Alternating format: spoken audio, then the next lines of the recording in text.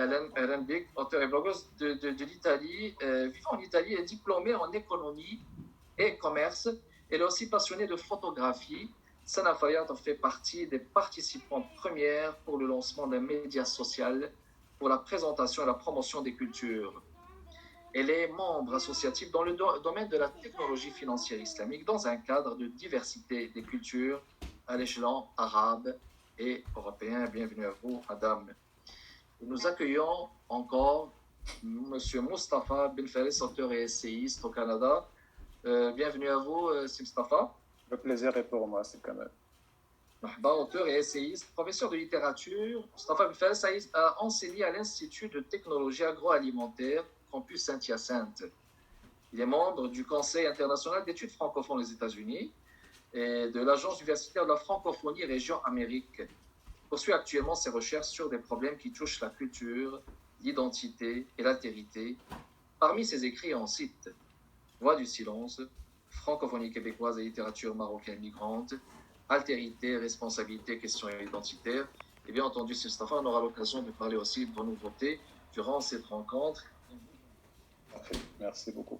On accueille du Maroc et plus spécialement de Goulmim, notre ami El Hafid Zabor. Ahlan wa sahlan, akhi El Hafid. Marhaba, ravi d'être parmi vous. Merci pour l'invitation.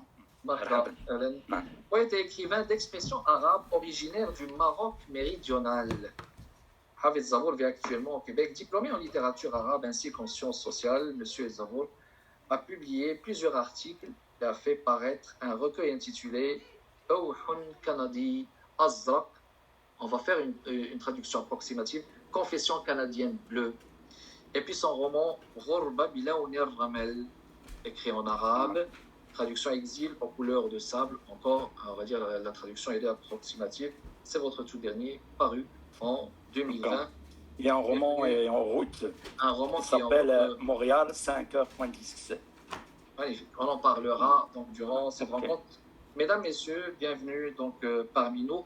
Comme je l'ai mentionné tout à l'heure, peut-être en coulisses, on va parler de cette littérature marocaine du monde. Il y a plusieurs appellations, mais peut-être bien une littérature marocaine qui s'écrit dans plusieurs langues. Mais là, on est peut-être bien au sein avec des personnes qui s'expriment plus en français et évidemment par d'autres langues. Je vais aussi signaler que parmi nos invités, il y a nos invités qui aimeraient s'exprimer en arabe. Vous êtes les bienvenus, vous pouvez le faire, je peux toujours traduire.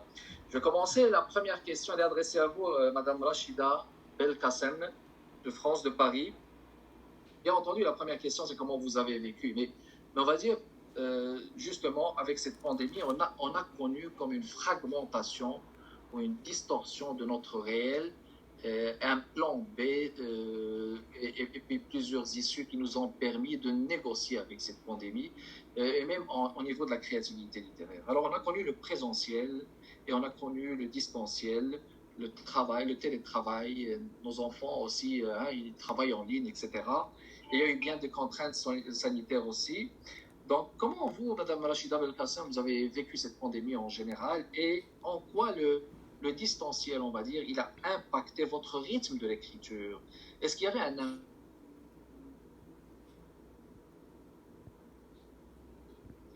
Alors, merci pour l'invitation. Je n'ai pas entendu la fin de la question. Est-ce qu'il y a eu un impact sur l'écriture? C'est ça? Exactement. En quoi le distanciel a impacté votre écriture? Je vous en prie. Alors, tout d'abord, c'est vrai que cette épidémie, cette pandémie, elle nous a tous concernés les uns les autres, quel que soit le continent. Au-delà de la fragmentation, il y a eu quand même une notion d'être finalement interdépendant. Au-delà du fait du présentiel, de réorganiser nos vies, de réfléchir à nos vies, là on avait tous des plannings hyper chargés où on essayait tous un peu presque un an à l'avance d'avoir des événements, des rendez-vous. On a été contraints à se rapprocher de la notion même de l'être humain, c'est-à-dire l'adaptabilité. L'adaptabilité et l'interdépendance. C'est dans ça que je trouve qu'on a été le plus bousculé.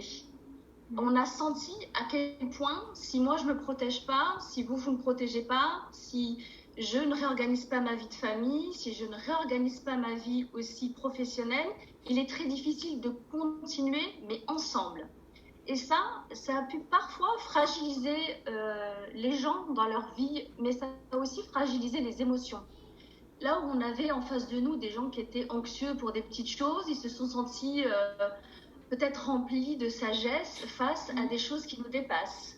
Là où les gens ont été à l'inverse, des gens qui se sont sentis complètement solides avec des plannings très rythmés, avec une vraie maîtrise de leur emploi du temps, avec une vraie maîtrise de leur vie, se sont sentis d'un coup presque arrêtés dans leur élan, et les personnalités et les conditions, si on recontextualise là où on vit, dans nos familles, et on a été très dépendant des choix étatiques. N'oublions pas qu'on a été très dépendant des choix des scientifiques. Et c'est vrai que la culture, à ce moment-là, les uns les autres, nous a un petit peu bousculés, mais elle nous a aussi permis de dire attention, la culture était, en France en tout cas, la chose qu'on a tout de suite pas supprimée, mais on a dit que c'était non essentiel. Et là où le terme non essentiel, ça a pu avoir un vrai retentissement sur l'utilité de l'artiste et l'utilité de l'écrivain. Justement, vous abordez cette notion-là de ce qui est essentiel ou pas, et le fait de dire que la culture n'est pas essentielle, il faut dire que ça n'a pas été juste en France, mais on a eu le débat aussi au Canada. Et puis, à ce moment-là, est-ce qu'il y a une possibilité de dire que finalement, ce sont les gens de la culture qui ont permis à un espace de pousser les analyses un espace de présenter, de projeter des idées aux décideurs pour pouvoir dire que, bon, grâce à la culture, on peut donner aussi des solutions? Absolument, absolument. Je suis tout à fait de cet avis-là. Je trouve que commencer à cloisonner les choses, ça a toujours été dangereux. C'était un risque que les chefs d'État ont pris, un risque parce que justement la vie des personnes était en jeu.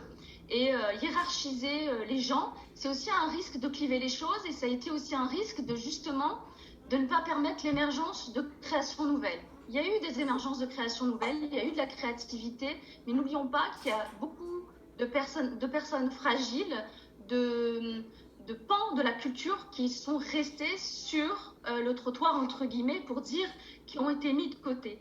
Donc c'est vrai que cette pandémie, elle a aussi fragilisé dans le sens économique, dans le sens viabilité.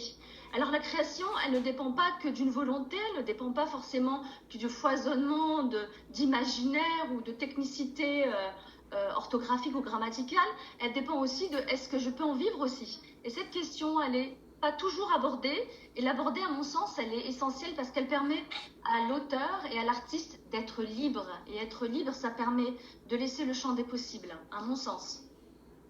Excellent. Je vais passer à vous, c'est Mounir Sarhani. Mounir,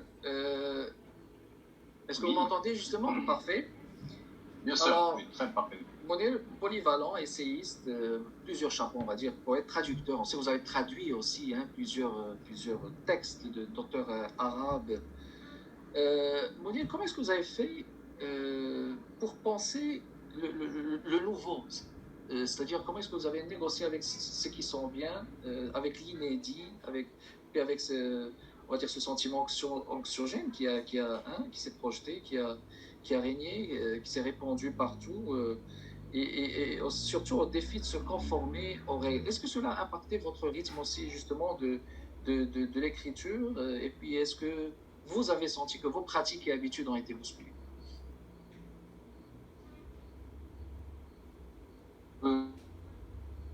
D'abord, je vous remercie. C'est Kamal, j'ai écouté d'ailleurs de me rencontrer à distance encore une fois. Donc je dis salut à mon ami Rachida. Bonjour Mounir. Et l'impact de Rachida, ça a été vraiment, ça a eu un impact très très positif sur les rituels, on va dire, de ma vie. Les rituels d'écrivain, les rituels peut-être de chercheurs, de professeurs, beaucoup d'engagement, beaucoup de formations à mener. Et à un certain moment, il y a eu un arrêt. Moi, j'étais habitué justement à être nocturne, c'est-à-dire j'écrivais la nuit et j'avais pas le temps, la journée, peut-être le week-end avec les engagements familiaux. Donc des fois, ça m'a été d'une impossibilité énorme.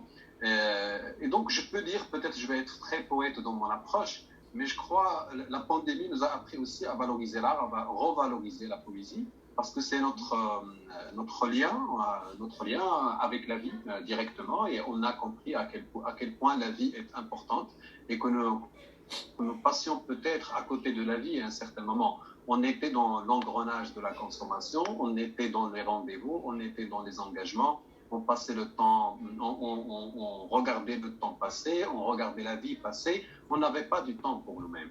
Donc du coup, l'écrivain qui est un vrai solitaire, vous le savez très bien, Si Kamel, comme mes amis présents aujourd'hui, on est tous dans l'esthétique, dans la création, et c'est un acte très douloureux, ne serait-ce que par la solitude qu'on s'impose, l'isolement qu'on s'impose. Donc les gens imaginent que c'est une métaphore, c'est une manière de parler, que dire que l'écriture est un acte solitaire.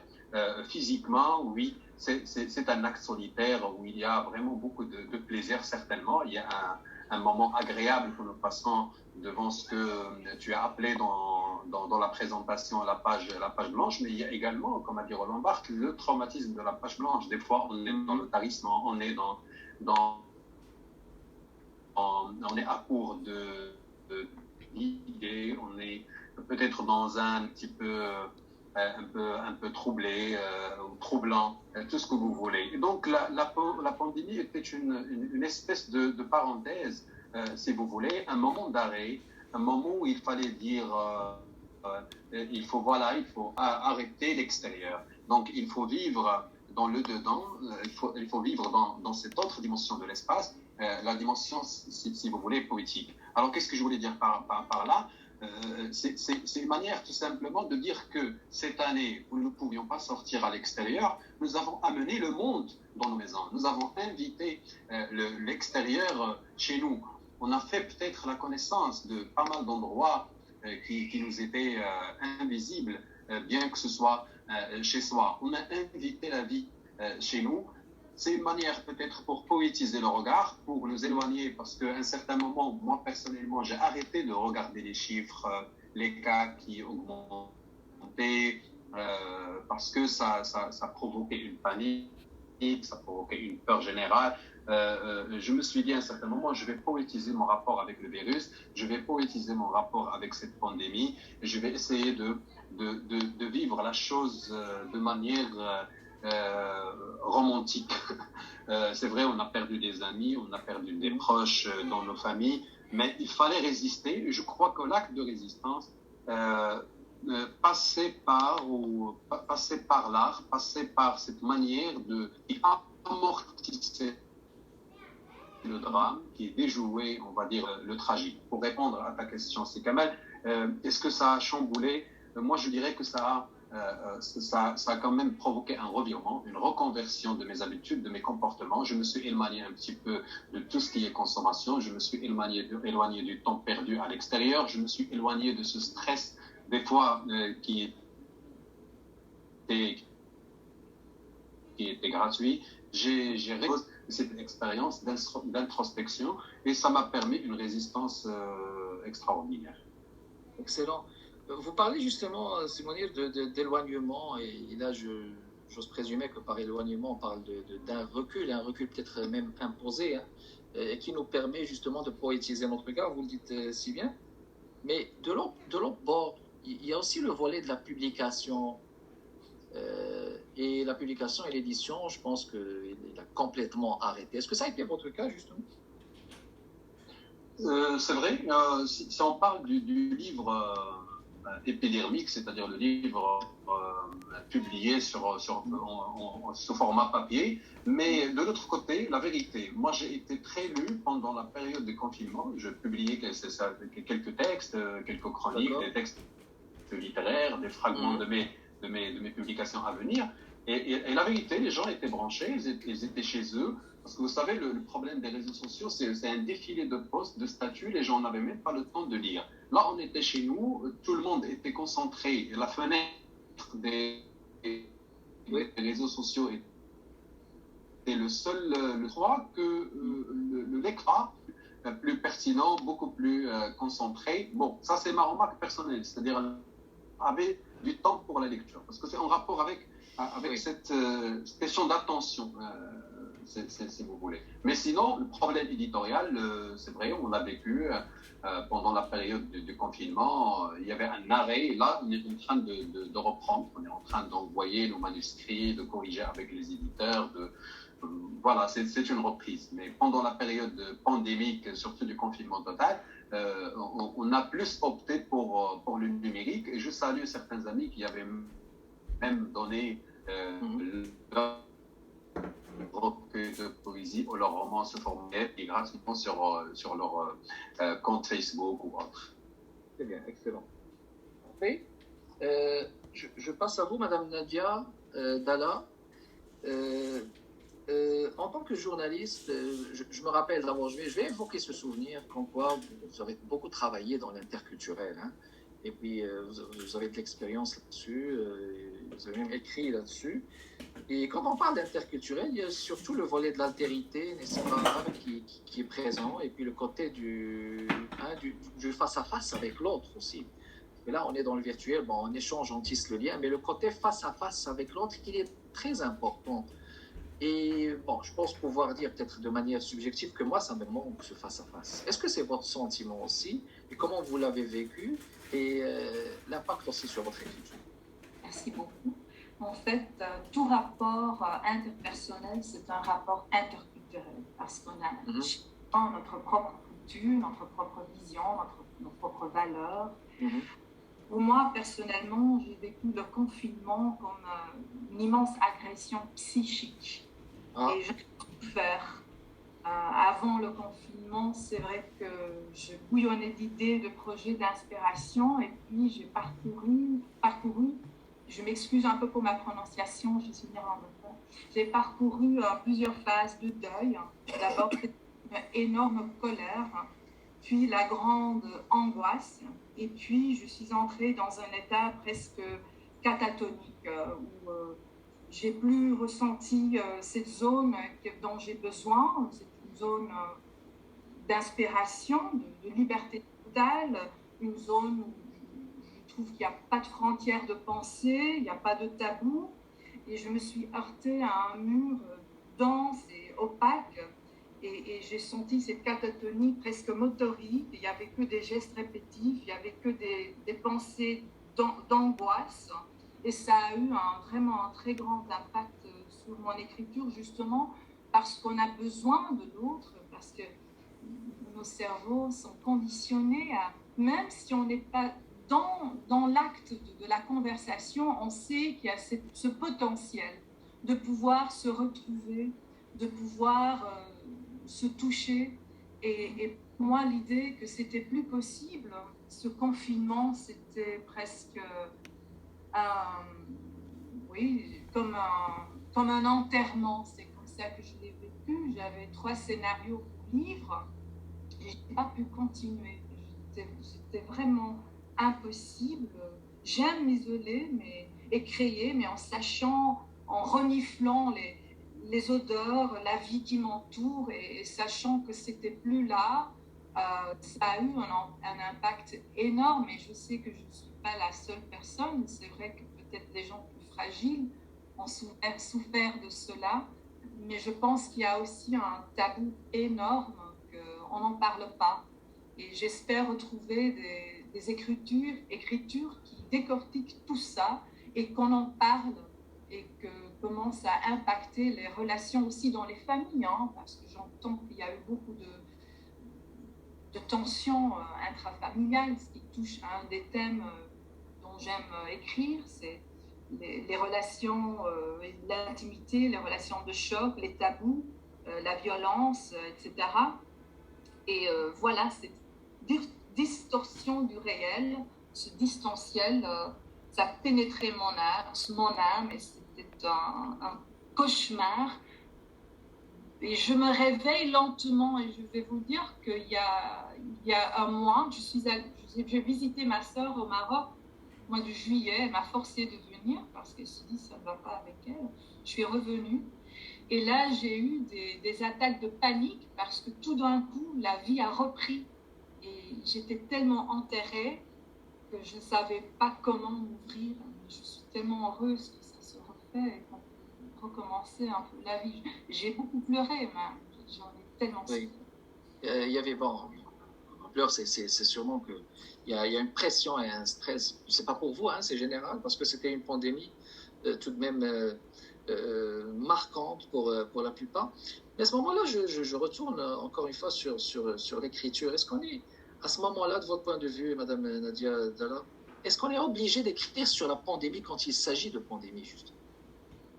On est obligé à rien. Il n'y a aucune obligation quand on écrit, quand on est écrivain, journaliste ou poète.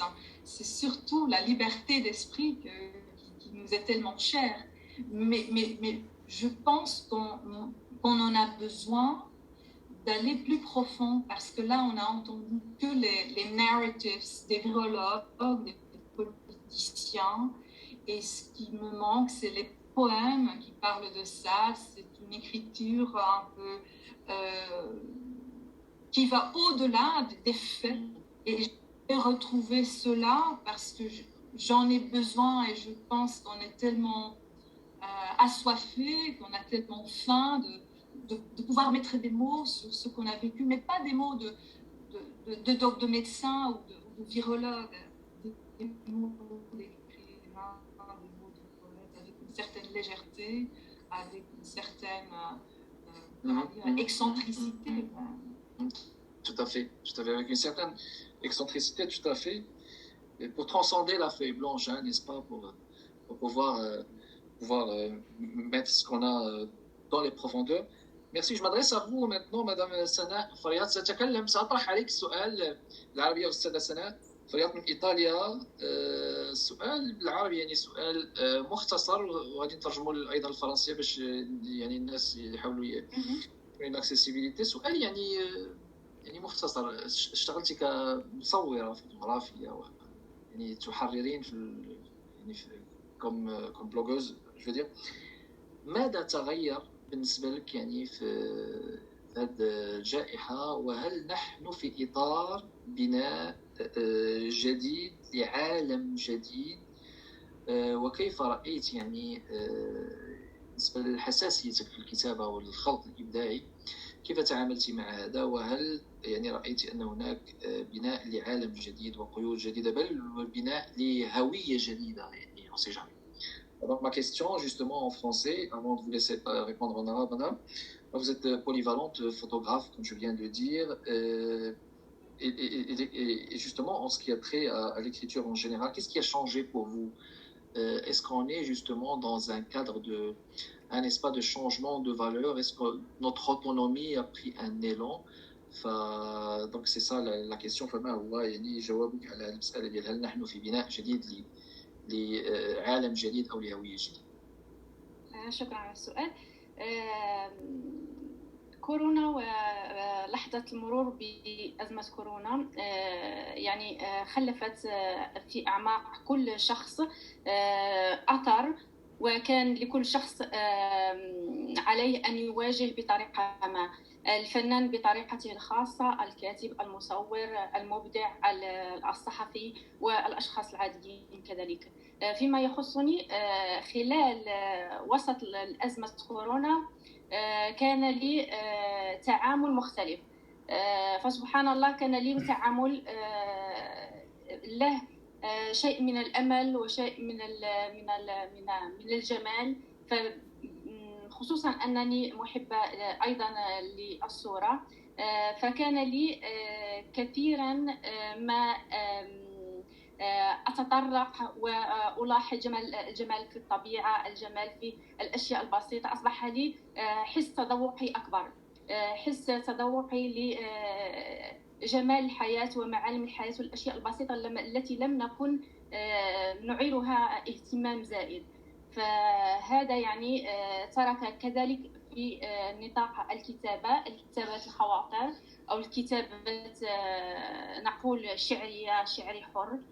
فخلال هذه الأزمة وجدت نفسي أكتب شعر أو خواطر تدعو للتفاؤل، تبين جمالية الحياة، لتخرجنا قليلا من تلك الأزمة وتلك يعني الضائقة، ضائقة الجائحة التي كنا نعيش فيها جميعا.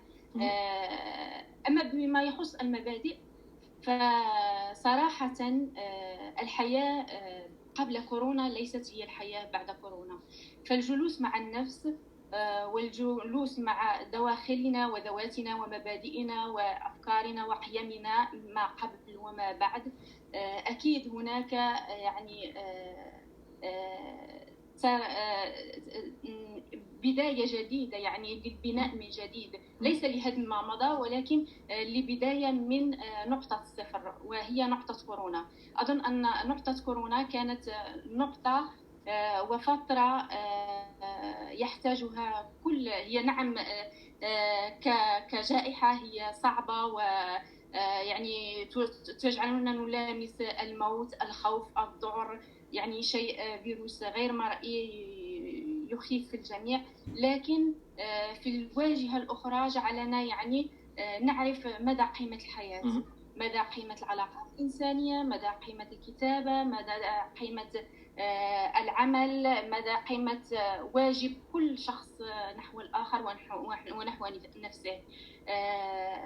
الصورة بصراحة لم أصور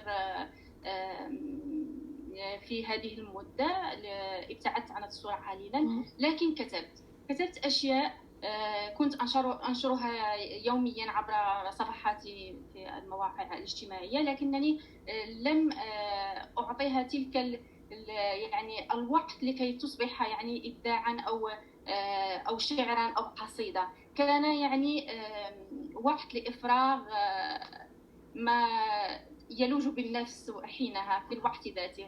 فكان شيء جميل، يعني كان شيء ليس سوداوي ولكن يلون فترة يعني صعبة من الحياة نمر بها جميعا. وأظن أن هذا هو دور المبدع ودور الكاتب أو الشاعر أو كل ما يحب في أن يبدع في مجال ما من الفن.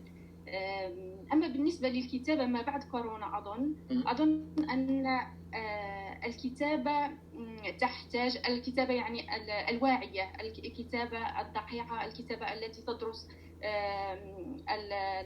الظاهرة أو تكتب بطريقة مبدعة في كرواية مثلا، أو تحتاج إلى مرور فترة من الزمن.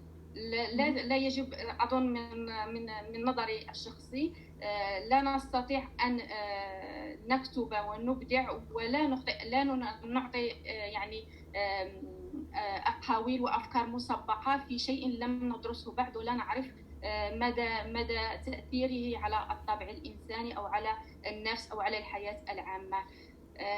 الجوائح كدائما يعني عبر التاريخ يعني خلفت أثرت العالم الإبداعي. فمثلا بما أني في إيطاليا فنحن يعني في جائحة الطاعون كان هناك كتاب كثر أبدعوا فيها، ومن بينهم مثلا أليساندرو مانزوني، وهو مثلا في كتاباته ربط هذه الجائحة بالحب، الجائحة والحب، وفي رواية الخطيبان لكي يخرج يعني جانب الأمل من الجانب المظلم من هذه الجوائح. سألخص إذا سمحت. يعني تكلمتي على الحس التذوقي كان أكثر، يعني il y avait un épanouissement du goût personnel. Donc pour vous, puis vous avez écrit pour sortir de la crise، كتبتي الخروج أيضا من الأزمة، وكانت هناك أيضا تكلمتي على مسألة هناك بداية جديدة لبناء جديد، ولكن الانطلاقة تكون دائما من نقطة الكورونا. ويعني vous avez parlé aussi du fait qu'on a pu connaître et aimer la valeur des choses، عرفنا قيمة الأشياء في الكورونا، وهذه مسألة مهمة. وأعتقد أن إيطاليا كانت يعني أكثر مساسا، يعني عانت إيطاليا كثيرا من الجائحة. وأنا سمعت على هذه المسألة ديال مانزوني اللي كتب عن الجائحة وربطها بالحب، وهي يعني أنا أظن لها بعد إنساني. أستاذة سناء، سؤالي لك أيضا، يعني هل مكنتك هذه الجائحة مثلا أن يعني تكتشفين عوالم جديده من اجناس ادبيه جديده كالشعر. انت تكتبين الخواطر، ولكن هذا لو ريكول، يعني هذا مساله انه الانسان يفكر في ذاته، هل جعلك هذا الشيء يعني تحاولين ان تكتشفي اجناس ادبيه اخرى وتوسعين عوالمك مثلا؟ Est-ce que ceci vous a permis, vous a peut-être poussé à découvrir ou à explorer d'autres, n'est-ce pas, genres littéraires nouveaux pour vous? في الحقيقة في هذه الفترة لم أتطرق لهذا الموضوع، خصوصا أن في داخل الأزمة كان الوقت، بما أني أشتغل فكان العمل لم أكن في حجر كامل. كان لي يعني يوم شغل يعني عادي، لأن كانت هناك تراخيص، ثم كانت هناك الوقت المخصص بمتابعة المستجدات، لأن كان هناك كل يوم أو يومين يكون هناك قرار جديد، ولازم يجب علينا أن نتابع يعني ما يقوله رئيس الحكومة، لأن مجرد اليوم المقبل يجب أن إذا تغيرت القوانين يجب أن تقوم بما يطلب منك. فكان هناك يعني تتبع أكثر لهذا الجانب، وللخروج من العمل وسط الجائحة بما يكتسي يعني من خوف ومن رعب ومن كذلك من أخذ احتياطات، وإضافة إلى الأخبار التي يعني تجعل الإنسان يعني في درجة من فكان الحل الوحيد هو الخروج منها عبر كتابات، يعني أن أعطي الوقت أكثر لنفسي في ذلك الوقت المتبقي، أن أعطي أكثر لنفسي. ولما لا كان هناك يعني تعارف أو يعني تبادل آراء وتبادل أفكار وتبادل كذلك أشعار مع أشخاص وأناس يعني في بلدان عربية أخرى. هذا نعم، كان هناك يعني أخذ يعني ورد في الكتابات الشعرية مع أجناس عربية أخرى. Vous avez parlé entre autres de cette inquiétude que nous vivons tous, qui vous a poussé à donner donc plus de temps à vous. الوقت أكثر لكي يعني تحاولين يعني أن يعني يقلل من هذيك النسبه ديال الستريس وديال الانكيتود اللي يعيش فيها. تريدين ان تضيفي شيئا اخر استاذه سناء؟ لا شكرا جزيلا. اوكي تري بيان بارفي، شكرا استاذه سناء. مع استاذ مصطفى بن فارس maintenant. Mustafa, auteur essayiste au Canada, je parlais au début de cette distorsion statistique du réel. Moi je l'appelle comme ça. On est tout le temps, n'est-ce pas, soumis à ces chiffres, n'est-ce pas, je vais dire, qui hypothèquent un peu notre vie. Hein. On est obligé à croire à ça ou non.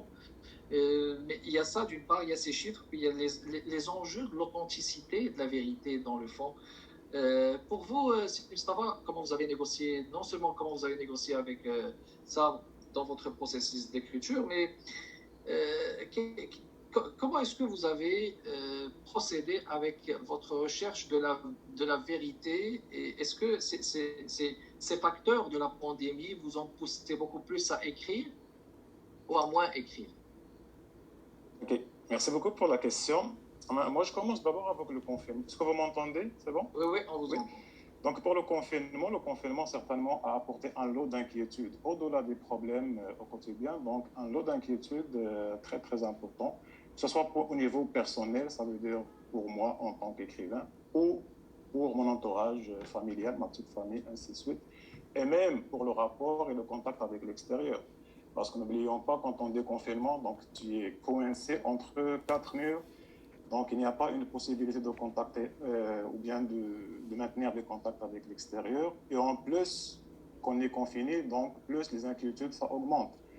Donc, parmi ce confinement, donc, j'ai découvert pas mal de choses au niveau personnel, parce qu'à un certain moment, j'avais l'impression que personnellement et professionnellement, on était abandonnés en quelque sorte.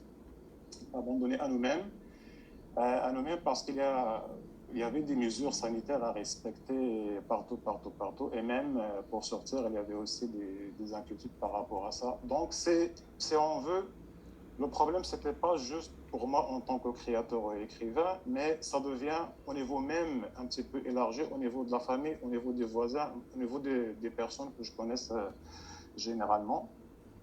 Ça, d'une part. De l'autre part, donc, le confinement, donc, puisqu'elle a instauré une nouvelle thématique au quotidien aussi. Donc, n'oublions pas qu'avec le confinement, il n'y a pas juste le confinement, il y a le confinement, il y avait aussi l'angoisse de la mort surtout. Donc, avec les statistiques qu'on avait au jour le jour, donc, il y avait la peur indéfinissable, si je me permets ce terme, la peur de la mort, l'angoisse de la mort qui commence à habiter tout le monde. Et ça, c'est très poétique, hein, la peur de la mort. C'est une approche très poétique. Et c'est une angoisse qui était toujours accompagnée d'une certaine perte. Mais la perte, je n'arrivais pas à définir cette perte exactement. Je la qualifiais d'indéfinissable parce qu'il y avait, jusqu'à date, je n'ai pas encore une réponse par rapport à ça. Et en plus, l'élément très très important que je vais découvrir par la suite, c'est que ce confinement, à force de confiner ou de reconfiner, donc elle a instauré un type d'ennui que j'appellerais entre parenthèses aussi viral. L'ennui au jour le jour, donc comment surmonter cette thématique de l'ennui au jour le jour? Comment se composer avec cet ennui, que ce soit pour moi ou pour ma famille ou pour les autres? Donc il y avait pas mal de questionnements qui se rajoutaient au jour le jour, d'où la question immédiate de trouver une alternative tout de suite pour comment exprimer tout ça. Quel format on doit adopter pour exprimer tout ça? Donc c'est toujours dans le cadre de l'écriture, mais sachant qu'il y a une nouvelle thématique qui vient me déranger au quotidien. Donc j'ai commencé à écrire, oui. Mais est-ce que j'écris comme avant pour le plaisir? Non. Est-ce que je dois écrire pour une urgence, pour vivre? Peut-être. L'essentiel, c'est que j'ai découvert que l'écriture, reste pour moi, dans ce contexte un petit peu inattendu, un petit peu spécial, comme une échappatoire salvatrice, si on veut, pour compenser toutes les ennuis au quotidien et pouvoir les transcrire sur la page blanche d'une manière ou d'une autre. Là, justement, ça vient par la suite, mais il faut qu'il y ait un acte d'écriture au quotidien. Et ça, c'est comme ça que ça a commencé avec mon dernier livre déjà publié, dont le titre Culture authentique et mondialisation. Donc, je traite ce phénomène de confinement, comment a été générateur d'ennui, mais l'ennui dans le sens positif, peut-être l'ennui viral qui a poussé à une création un petit peu spéciale, et ça continue pour le moment aussi. Donc l'écriture, c'était pour moi le seul moyen. Le seul moyen, pourquoi? Parce que c'est comme le musicien, comme l'artiste, comme le peintre, chacun a sa façon de s'exprimer, mais pour moi l'écriture, ça commence, donc peut-être une nouvelle écriture à revoir avec le confinement, mais je ne dirais pas que la pandémie a été le seul ou la seule cause qui a provoqué, entre parenthèses, cette création littéraire, mais c'était parmi les problèmes générés au quotidien et qui ont donné par la suite un enchaînement d'ennui. Donc entre les quatre murs, je ne pouvais rien faire, ni pour moi, ni pour ma famille.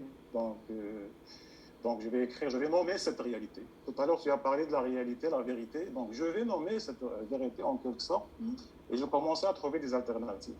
C'est vrai qu'il y a la fragmentation au quotidien.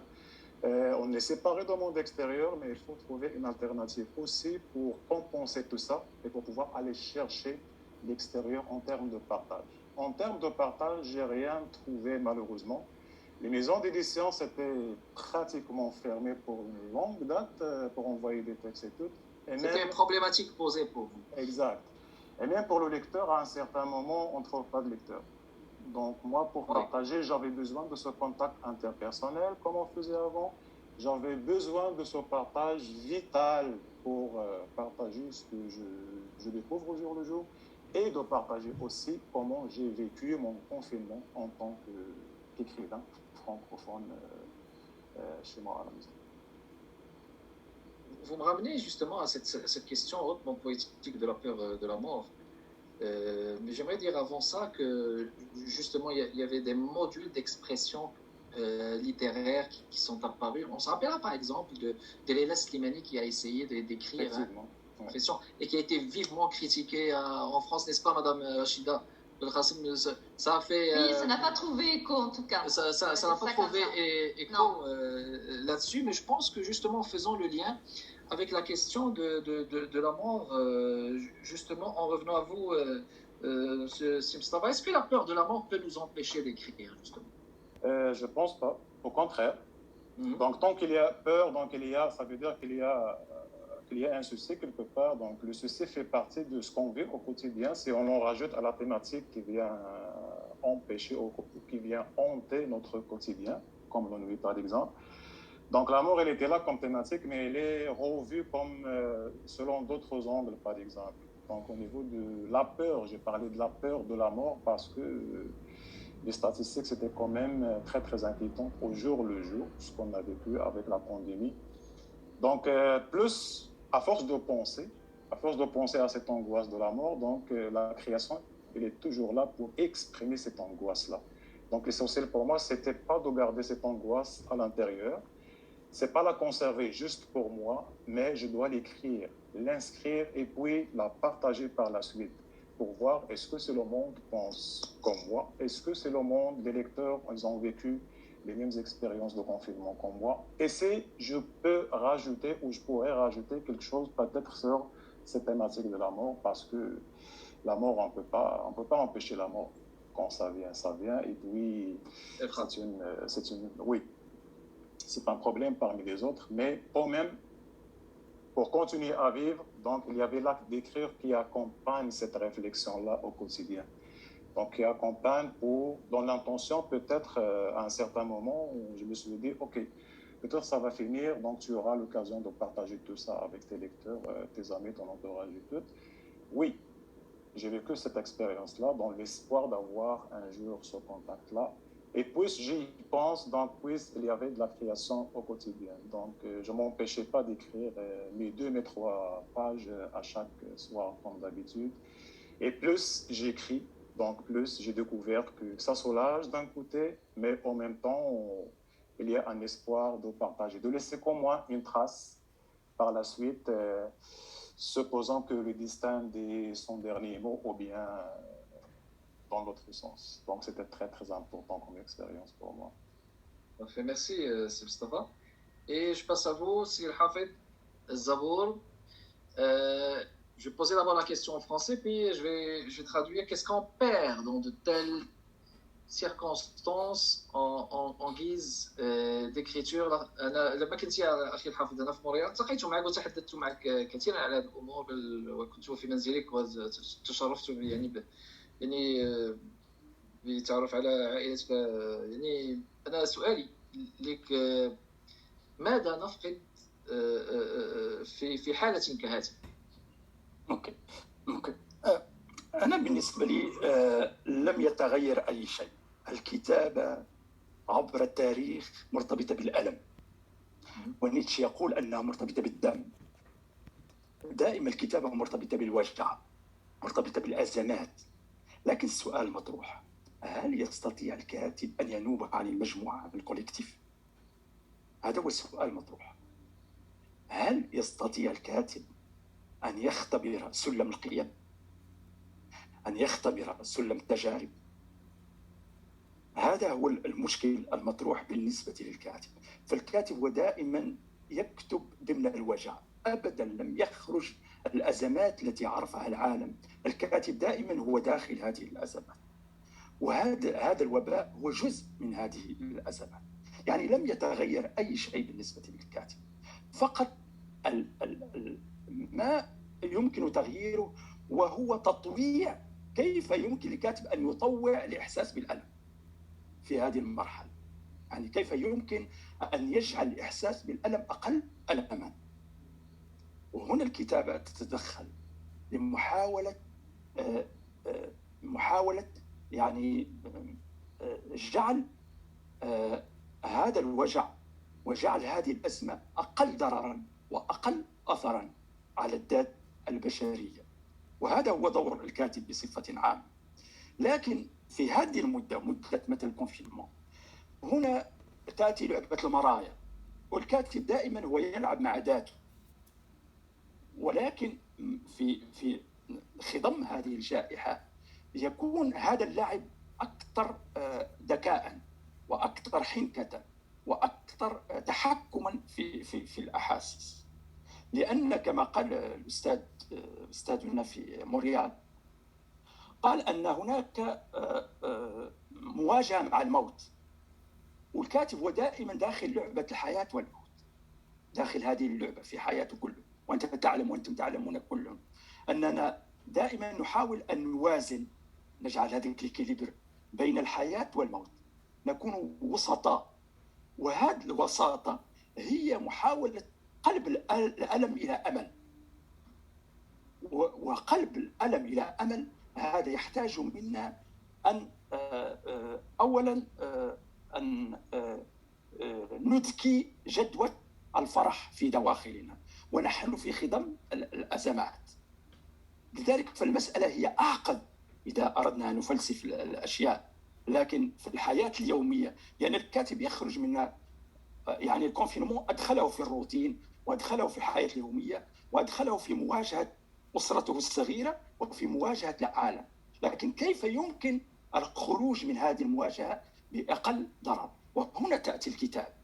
الكتابة هي نوع من ملجأ، إذا أردنا أن نقول ملجأ لمحاولة التخفيف من هذا الألم وجعله أكثر قابلية، وجعله لا يكون مدمرا، لأن التدمير ممكن أن يجعل الكاتب يتوقف حتى عن الكتابة، وهو محاط يعني بأجواء أكثر قتامة وأكثر سوداوية. بالرغم أن الكاتب يكتب في السوداوية، لكن دائما هو يبحث عن بؤر الضوئية داخل كتاباته. لنأتي إلى تجربتي الشخصية. أنا أعتقد في تجربتي الشخصية كتبت الرواية في إطار هذا الكونفينمون. طبعا الموضوع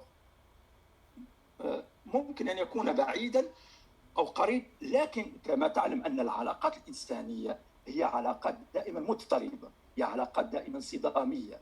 يعني حياتنا لم تكن أبدا خطية لينير في حياتنا أبدا، دائما فيها طلوع وهبوط دائما. وأي كتابة فيها هذا المزج بين القتامة وبين البؤر الضوئية. نحن دائما نعيش ضمن الثنائيات حتى في حياتنا العادية، والثنائية الكبرى التي تحكمنا هي السماء والأرض. وبالتالي ثنائية الحياة والموت